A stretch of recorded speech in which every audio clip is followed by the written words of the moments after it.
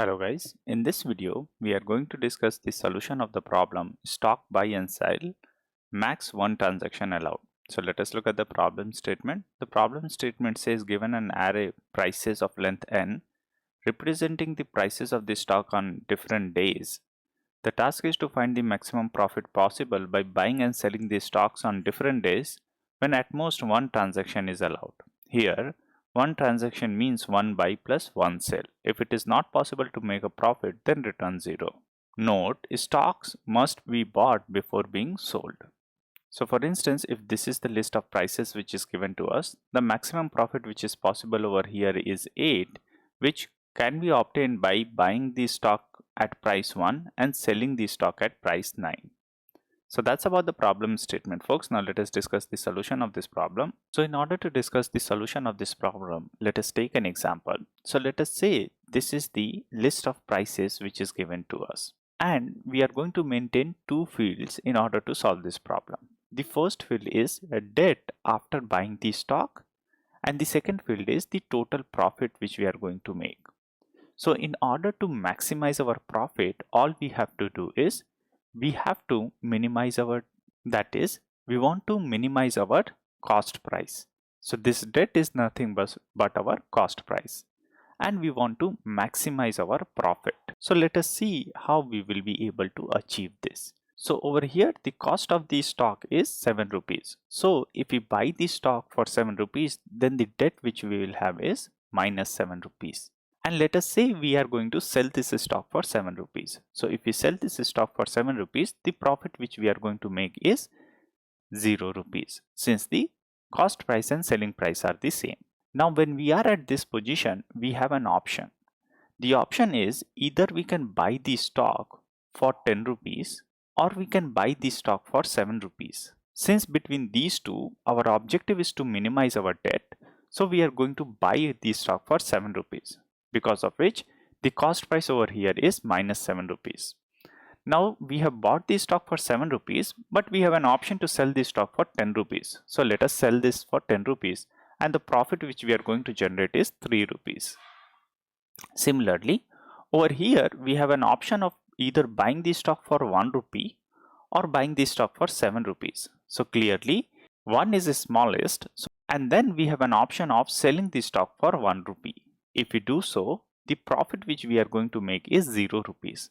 But we already have a way by which we can make a profit of 3 rupees. So for that reason, what we are going to do is we are going to discard this 0 and we are going to continue using 3. Now let us proceed forward. When we are at this position, we have an option of either buying the stock for 3 rupees or 1 rupee. Since 1 is the smallest, so we are going to buy it for 1 rupee. Now we have an option to sell it for 3 rupees, because of which the profit which we are going to make is 2 rupees. Between 2 and 3, since 3 is largest, so 3 is what we are going to maintain. Over here, we have an option of buying the stock for 6 rupees or 1 rupee, so we are going to buy it for 1 rupee. And then we are going to sell it for 6 rupees. So the profit which we are going to make is 5 rupees. Since 5 is greater, so we are going to maintain 5 rupees over here. Similarly, over here we have an option of buying the stock for 9 rupees or 1 rupee. Since 1 is the smallest, so we are going to buy it for 1 rupee. And then we are going to sell it for 9 rupees. And the profit which we are going to make is of 8 rupees. Since 8 is greater, because of which we are going to update it to 8. Over here, we have an option of buying the stock for 2 rupee or 1 rupee. Since 1 is the smallest, because of which we are going to buy it for 1 rupee. And then we are going to sell it for 2 rupees. And then the profit which we are going to make is 1 rupees. Since 8 is greater, because of which we are going to maintain 8. And in this way, the maximum profit which we will be able to make is 8, and this is what we are going to return.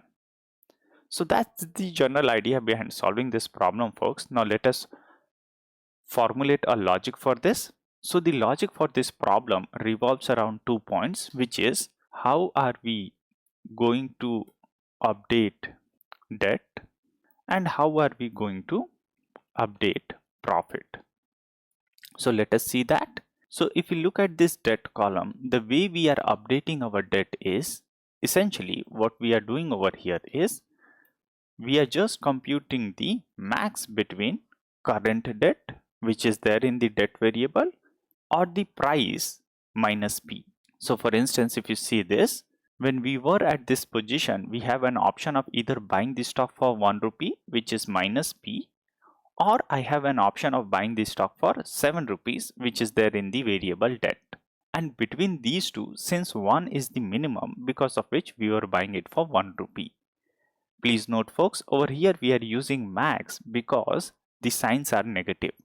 As you can see over here, I have used a negative sign and the debt is already in negative. So essentially debt will be equals to max of debt or minus P, and in this way the debt will be updated.